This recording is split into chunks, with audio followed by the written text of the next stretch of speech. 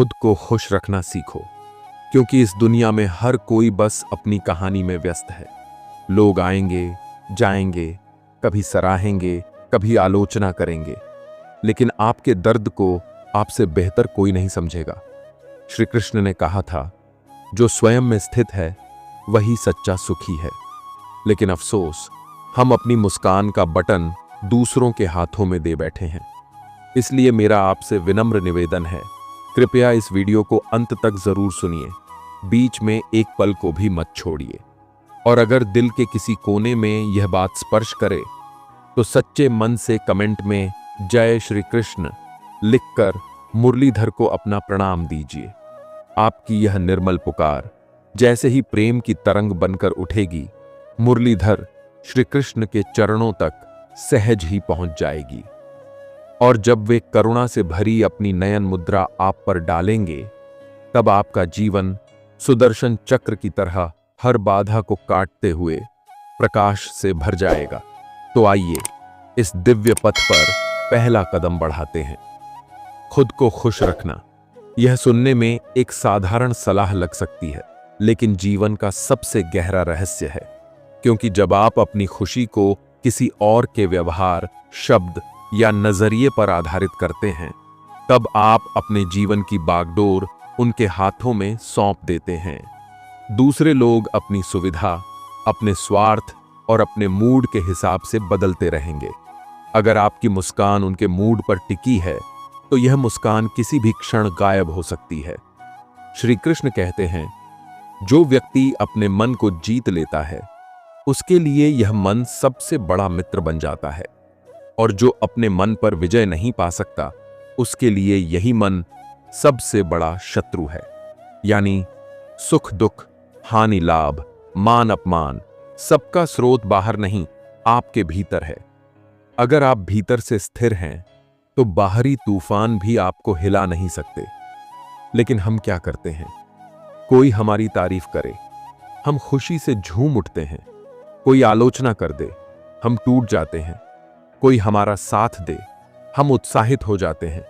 कोई दूर चला जाए, हम बिखर जाते हैं।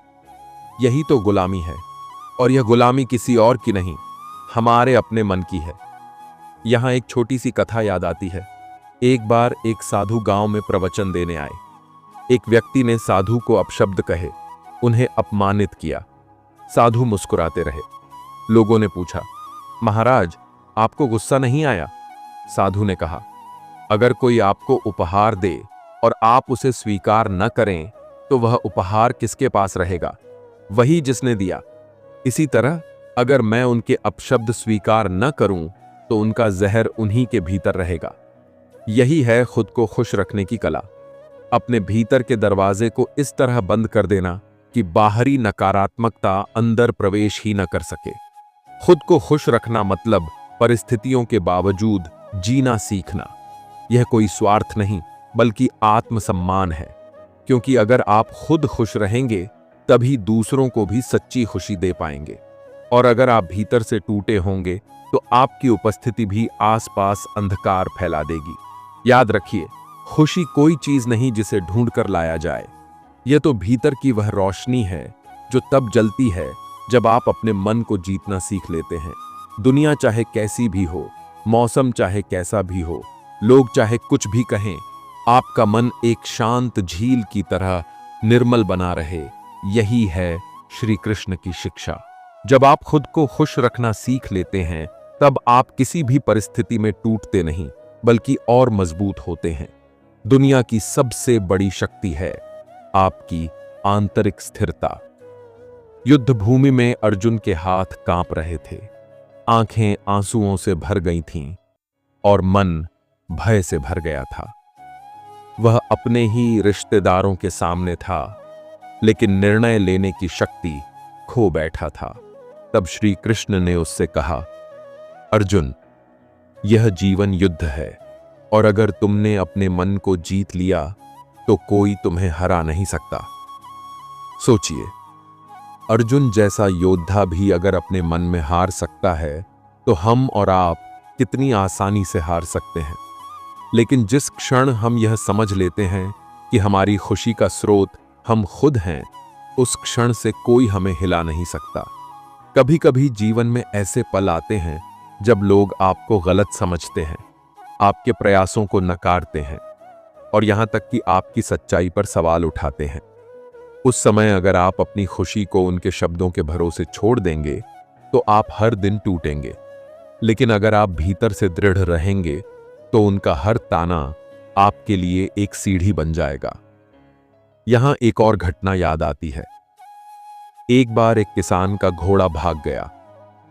पड़ोसी ने आकर कहा, यह तो बहुत बुरा हुआ। किसान मुस्कुराया और बोला, शायद अच्छा हो, शायद बुरा। कुछ दिनों बाद घोड़ा लौट आया और उसके साथ कई जंगली घोड़े भी लाया। पड़ोसी ने कहा, वाह, यह तो बहुत अच्छा हुआ। किसान फिर बोला, शायद अच्छा हो, शायद बुरा। फिर किसान का बेटा उन घोड़ों को काबू करने में गिरकर घायल हो गया। पड़ोसी ने कहा, अब तो यह बहुत बुरा हुआ। किसान बोला, शायद अच्छा हो, शायद बुरा। कुछ ही दिनों बाद गांव में युद्ध छिड़ गया और सभी युवकों को सेना में जाना पड़ा, लेकिन किसान का बेटा घायल होने के कारण बच गया। देखा, परिस्थितियां बदलती रहती हैं, लेकिन जो व्यक्ति मन को संतुलित रखता है वही सच्ची खुशी को जानता है। श्री कृष्ण ने यही तो सिखाया है। सुख में अहंकार मत करो, दुख में निराश मत हो और हर पल अपने भीतर की ज्योति को जलाए रखो। खुद को खुश रखना मतलब यह समझना कि जीवन में जो भी हो रहा है वह आपके विकास के लिए है।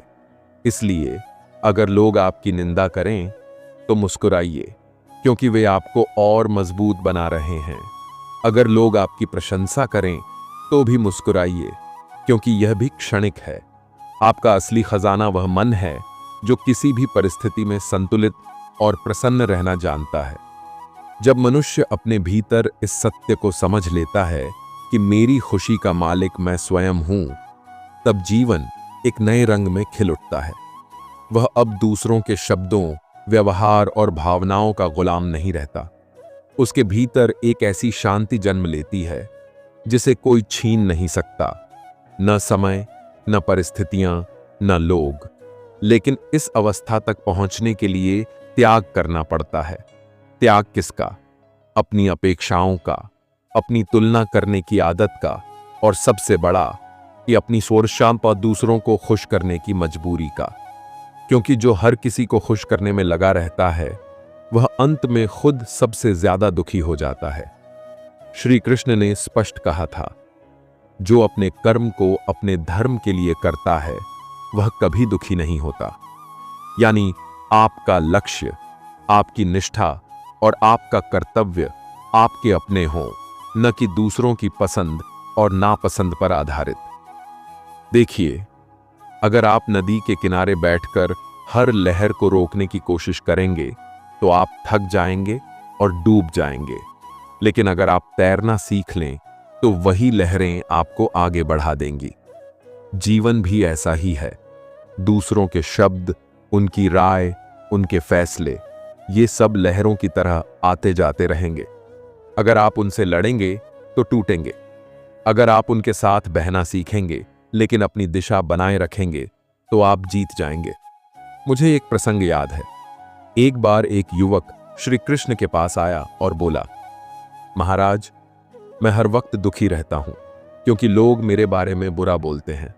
कृष्ण मुस्कुराए और बोले, अर्जुन, अगर कोई तुम्हारे पास आकर तुम्हें एक अनचाहा भार दे तो क्या तुम उसे अपने सिर पर उठा लोगे? युवक ने कहा, नहीं, मैं मना कर दूंगा। कृष्ण ने कहा, तो फिर दूसरों के शब्दों का भार क्यों उठा रहे हो?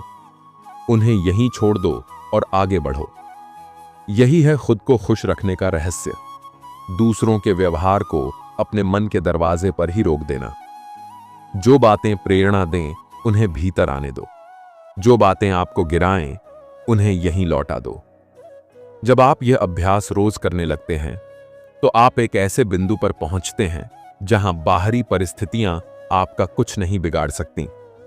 आपकी मुस्कान अब मौसम की तरह बदलने वाली नहीं रहती, वह सूर्य की तरह स्थिर और तेजस्वी हो जाती है। याद रखिए, जीवन में सबसे सुंदर उपहार जो आप खुद को दे सकते हैं वह है अपने मन पर विजय। और जब यह विजय मिलती है तो आप महसूस करते हैं दुनिया चाहे जैसी भी हो, मैं खुश रह सकता हूं, क्योंकि खुशी मेरा अपना निर्णय है, न कि किसी और का।